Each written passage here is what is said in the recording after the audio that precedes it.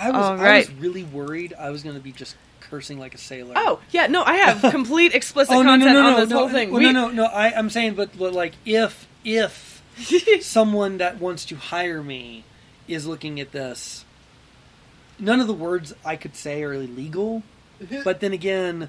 Yeah, they could put a They don't. Yeah, exactly. I mean, like, profanity is not seen as professional. You know, a tattoo right here would not be seen as professional. Like, you know, there's things like that in those the kinds of profession. things are changing, though, which is cool.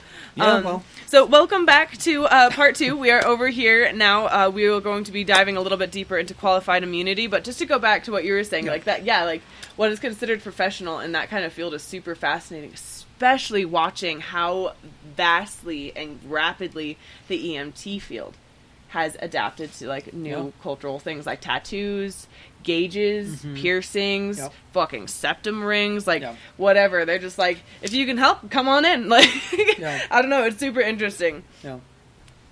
I mean, law enforcement's changed. So I'll give you some perspective about this as well.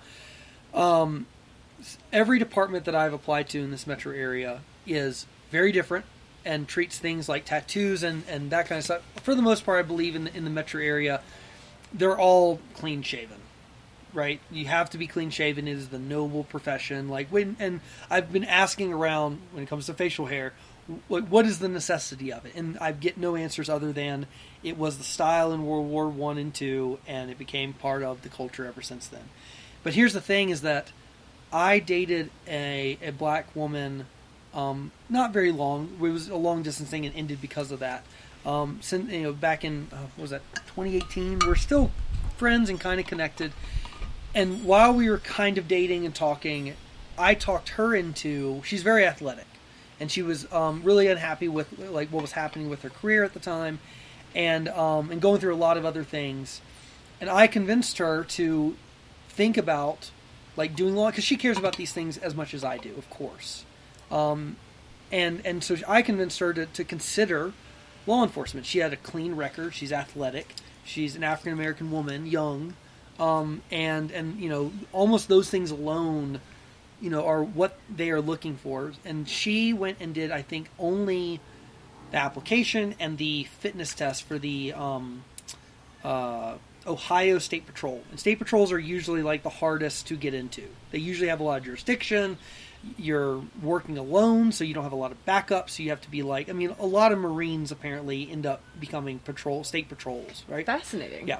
And it makes sense. I mean, if you're going to be out in the middle of nowhere on a highway with backup is 15 minutes away at best, you need to be like...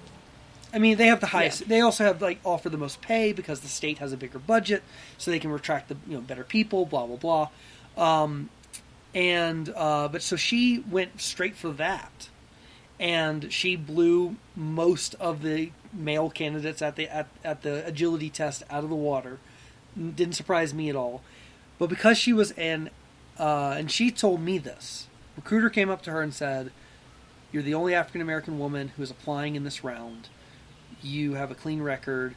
She at the time she has several tattoos on like her neck, behind her ear, on her wrist, I believe, she, at the time that she did the agility test and she had this conversation, she either had twists or braids. Again, we were dating long distance and I can't remember. But she had hair that was long enough and natural enough. Keyword there. Natural enough. And that and her tattoos were going to disqualify her. And the recruiter said to her, "We are already in discussions about rewriting our hair and tattoo policy just for you." And so, for certain people, in certain states, in certain jurisdictions, in certain departments, in certain cultures, things are bending, rules are changing, and cultures are changing. Mm-hmm. And again, trying to give people... She ended up not doing it. We lost touch around that time. We stopped, dating and talking, and we're still, friends and on good terms, but we're just lost touch. She's hundreds of miles away. Yeah. And you guys know about me, I'm not doing the distance anymore. And so she, but to give some people some hope,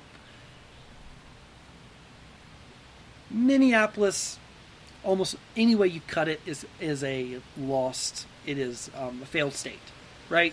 It's really sad no matter how you look at it. But to look at some hope, check out Atlanta PD. The Atlanta Police Department is run by like a 5-foot-tall woman who her address, I can't remember her name right now. She's working hand in hand with Killer Mike and T.I. Oh, I watched that whole interview. And one of them. Yeah, she gave a recorded like statement on YouTube like the night of like much sooner to Floyd's murder than anybody else did. And if you're looking for like the right thing to say, the right kind of leadership for a police department, her statement is, I mean, I'm not going to try and repeat what she said because I'm not going to do nearly as good a job as she is. And she's out on the streets of Atlanta. She's surrounded by her commanders and sergeants that work under her. They're all 1.5 feet taller than her, and she's talking to people. She's listening to people. You know, they're differentiating the looters and the protesters. They there was a incident that went viral where these 2 black and assisted by other officers, but 2 black APD officers, Atlanta PD officers, abused and mishandled these 2 people, young African Americans, in a car, pulled them out, tased them, treated them horribly. They were trying to leave the scene, similar to what you were likely doing, like very similar. Like it's amazing how you could have been in their shoes, so to speak. And they, the police department, I think, did the right thing. Like, they went and looked at the body camera. They didn't jump to conclusions. They had, like, videotapes from, like, a media source that was on the scene there. And it was pretty obvious, but they didn't, like, they did, what's it called? When you do an investigation, I can't think of the legal term right now, where you, not jurisprudence, I don't know why that's coming to my head. Due process. Sorry, they did due process, because if you don't do due process, if you see the first video and you don't do any investigation, this is why people on the internet, people on social media, you have to do an investigation, because if you don't, when it goes to court later, it's going to get thrown out. There's no justice that way. You have to do some investigation. APD did an investigation that night, didn't wait a moment. Officers were fired the next day, right? And seemingly the right kind of leadership in that community, especially when you put into context of the history of Atlanta. Mm-hmm. Like 70 years ago, I can't remember his name right now, Malcolm Gladwell did a great episode about it. 70 years ago, Atlanta had a openly pro-segregationist mayor that then became the following, like, governor of Georgia. Like, I can't remember his name right now. Openly segregationist, horrible guy. And he was, of course, followed by Jimmy Carter? No. I think Jimmy Carter became the governor of Georgia after him. Because Atlanta, like came to its senses. Or not Atlanta, but Georgia came to its senses. Jimmy Carter, who would later become our, like, president, right? But in 70 years, Atlanta, which, of course, that's not even going as far back as the Civil War and segregation and Jim Crow in Atlanta, but just since the 60s or 70s, whenever that guy was mayor, to now, they have a female police chief, and they have a black, female mayor, and Killer Mike and T.I. are, like, up giving statements with them. Mm-hmm. And I want to kind of jump in here a little bit. Please. Yeah. So I watched heart-wrenching. I literally cried. The interview with Killer Mike where he did not want to be there. That fucking was brutal. Number 2, the police department chief of Minneapolis. The statement he made to the family. I believe it was CNN. I might have written it down. It's going to be in my sources. I have a whole list of sources at the bottom of both of these podcasts. Maybe I didn't get the full picture, but I feel like he personally, as an employer, just to keep it on that standpoint, he handled that very well. They broke his rules and what was required of them in the society with the job that they signed up for. They are police officers allowed to take off their uniforms when they get home. Like, certain demographics are not allowed to take off their suits when they get home. That's who they are. Yeah. in my opinion, he handled it well. How would you compare? Well, I mean, so could you? Yeah, no. I mean, I haven't seen his statement to the family that you're talking about, but I do. I have, like, I've read his bio. I've heard people, like experts, talk about him and the history of the Minneapolis Police Department. I've read the Minneapolis 150 Project, and again, they have no. I'm saying this to the people watching and listening. They have no answer to current violent crime. Hold them accountable to that. Like, they want to be the new leaders in that community. Great.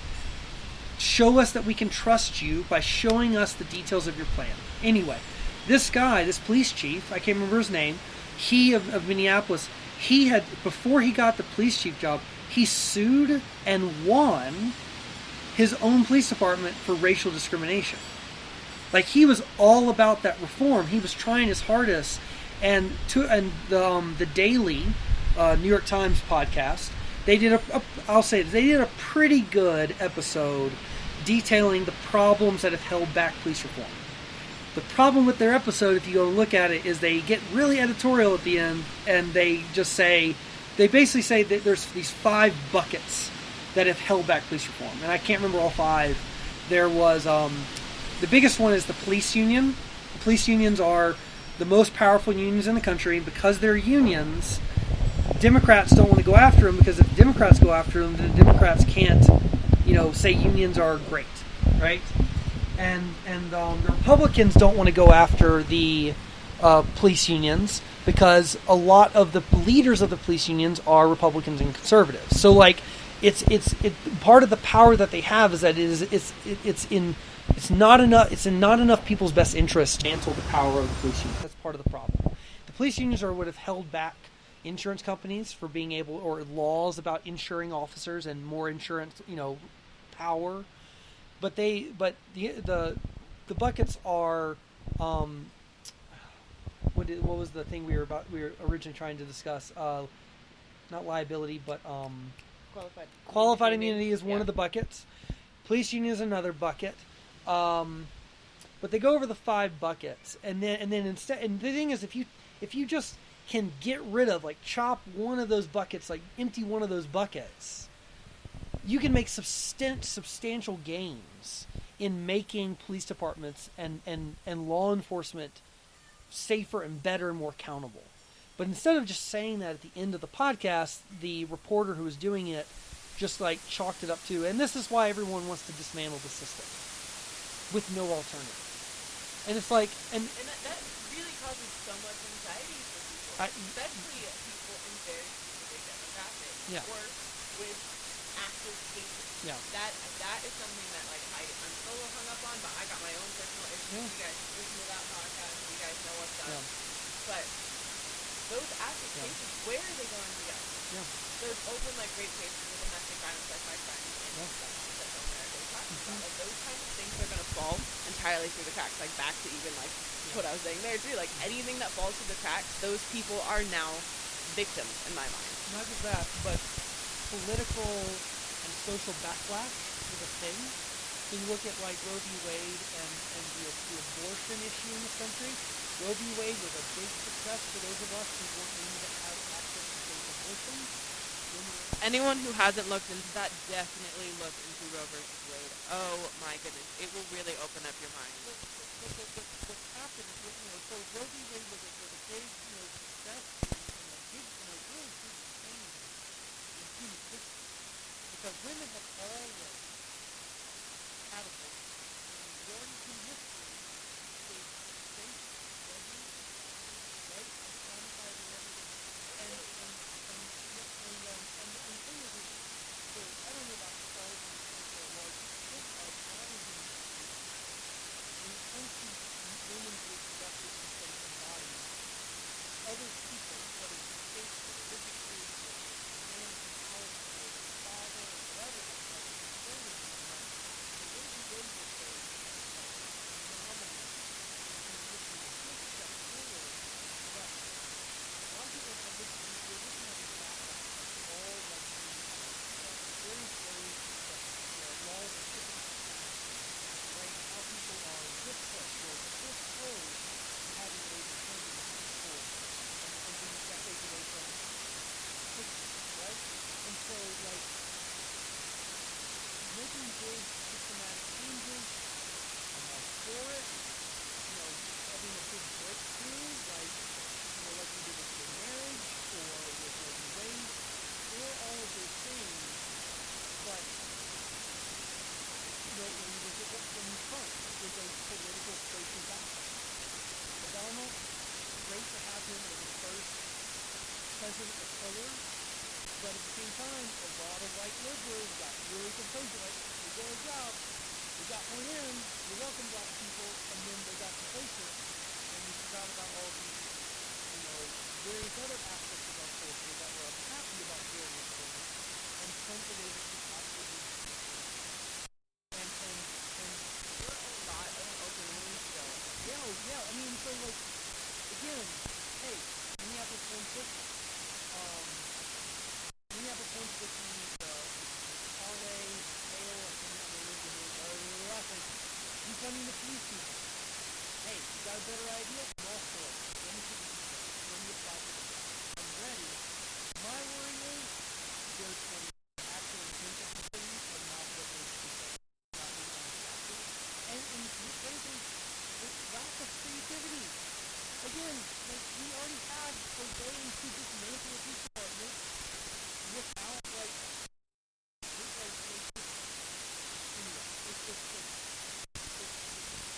it's scary and frustrating to think. And also, a lot of these people, like, I'm over here, Killer Mike is in the same boat. Killer Mike OG about it. Like, he has been talking about these kind of things, reading these communities about these things. He's got family here since all this stuff. He's been talking about this stuff his whole life, right? And I look at my background, and I remember this crazy moment I had in college, was around the time that I was finally coming to grips with the fact that I didn't want to be a part of the medical system. I wasn't going to stay to become the physician that my grandfather was. The medical industry was just not the same. And I was dealing with that kind of crisis in college, trying to figure out what I wanted to do. My counselor finally did the job and made me go and look into it, and I took this very long psychological suitability test. And I remember one of the top results on it, because this is probably like in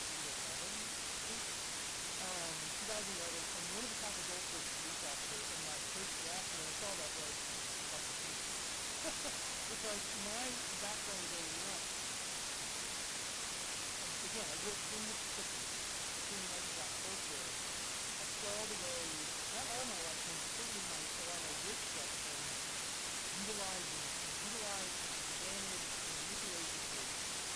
And then I saw, the trust and fear and even sometimes the abuse that my black friends and classmates went through. And then I knew maybe some people, I don't have a really white record. I spent the night in jail.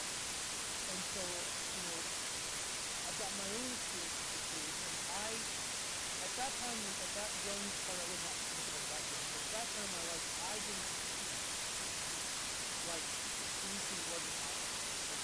No. And just looking at my background and growing up and the experiences that I had in that time, and it's like, well, not every department I need to be a part of, but, and I wish I had the opportunity, I guess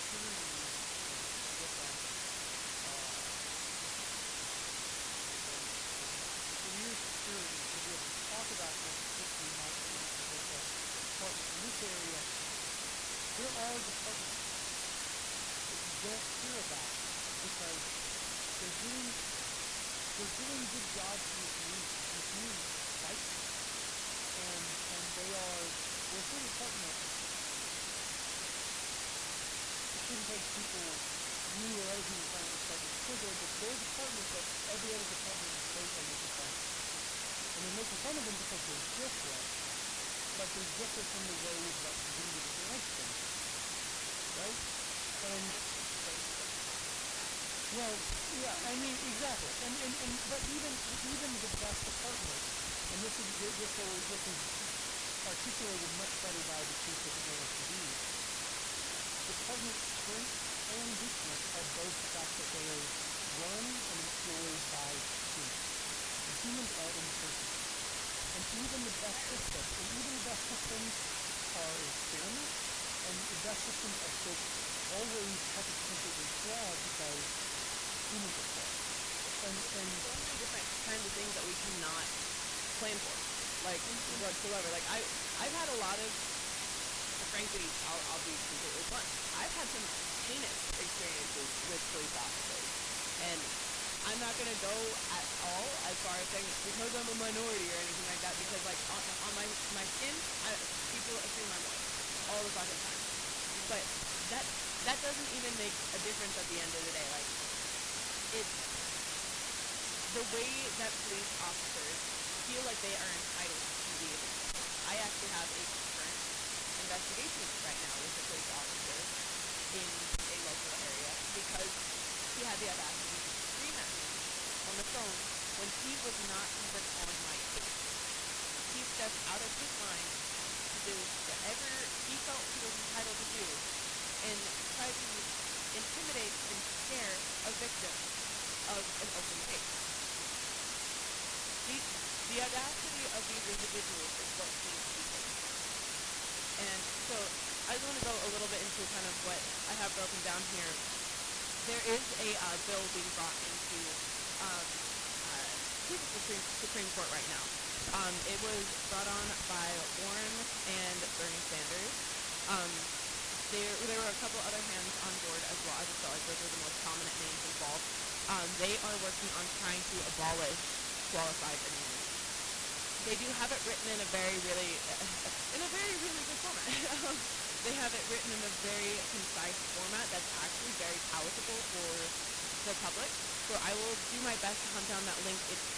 I don't know why, but it's connected to an app, so you have to download the app and everything. But I'll see if I can get like screenshots or something and upload it to like a Google Doc that's available to you guys.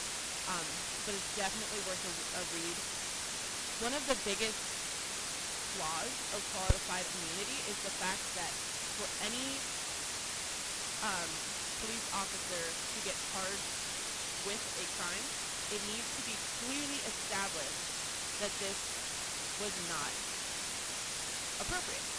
The issue with that is that to be clearly established, a previous police officer has to be charged with very similar charges due to a very, very similar case.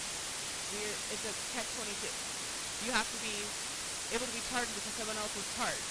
It's like, there's no bouncing around with that whatsoever. There's so many cases that we've obviously all seen since even like before 2014 that cases were dismissed for being unsubstantial due to the issues not being clearly established as against the rules. We'll just keep it as basic as that. So, I have a quote here. When the Supreme Court grants qualified immunity, it sends a message to law enforcement that there are not consequences for violating the law, and it sends a message to the people that their rights don't matter. This was a quote by Joanna Schwartz from UCLA, but she is a law professor. This was a quote I pulled from CNN. This is something that can be done in your community. You can vote, first off. You can step up your game by actually sharing and signing petitions. Go out of your way and share them. Don't just sign them once. You're only one person. No one can do anything alone, really. Very, very, very few people can make things alone. So make sure that you're pushing all of these group efforts that you can to do what you can for your community. And like Nolan said earlier, you have to do your research, because what you're getting on social media, like even in this podcast, you guys heard me have a clip with something that I was told. I thought I looked up enough. It wasn't factual about the hours of a police officer and everything. It's not necessarily not factual, because I did have a friend who was a firefighter on board, so he was able to got through his academy to retirement class. So that does count for sure. But make sure that you actually do your research. Look up. I pull for credible sources. Do not be using Wikipedia. Do not be using strictly Foxes. Do not be using CNN. Even any New York Times. Any one of these sites that I pulled my quotes from. Don't use everywhere. That is the end of my little side tangent there. The bottom line, qualified immunity is something that we can actually make a difference. That is a small token that can be national.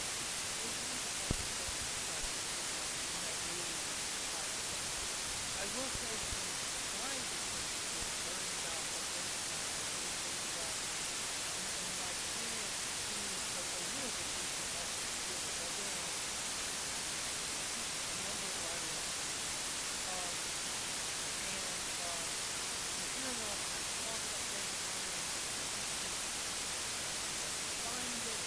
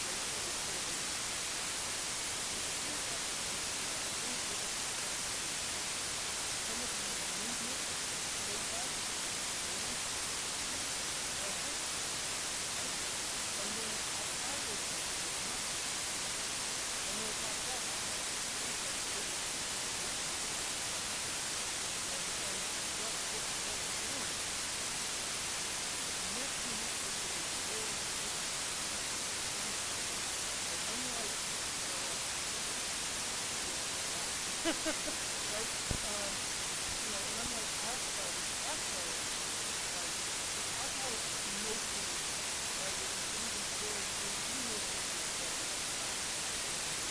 Think about it. This is a very emotional, very loud, very difficult situation. Also, very dangerous, way too late to have fun. You know what it is? Those drugs, what the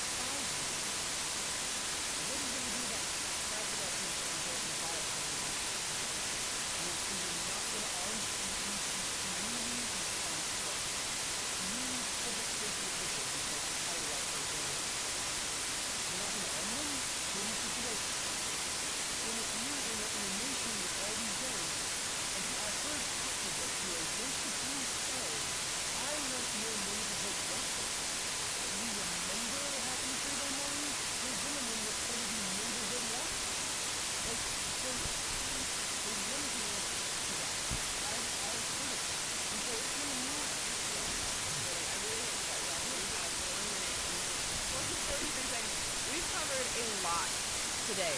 And definitely there's more videos and everything and more information that you guys can look up. So definitely look in that description below all the sources that I personally use, and I've been taking notes on the sources that Nolan has used. So all of that will be in the description for you guys to utilize and be able to educate yourself and see maybe there's something that we missed. You're more than welcome to post in the comments. I really enjoy getting feedback messages, or even questions. Like if you have questions personally for Nolan, like you can message me directly, and I would be happy to bring that over to him. This is a lot. That is the bottom line. A lot of people's hearts hurt. A lot of people's bodies hurt because of the violence that has been taking place lately. But at the end of the day, you can take care of yourself first and foremost, and you can take care of your family and the ones that you care about, your community. These are priority one. That doesn't mean start acting like a hall monitor or anything like that. That just means keep your head up and do what is inherently right and humane. And again, I hope you were proud of who you were today. Definitely go take a look at the Dead Roots page, go like that, join in, and give it a great shout out to LaMail for the intro of the podcast. I look forward to seeing you guys all back on the next one. Bye!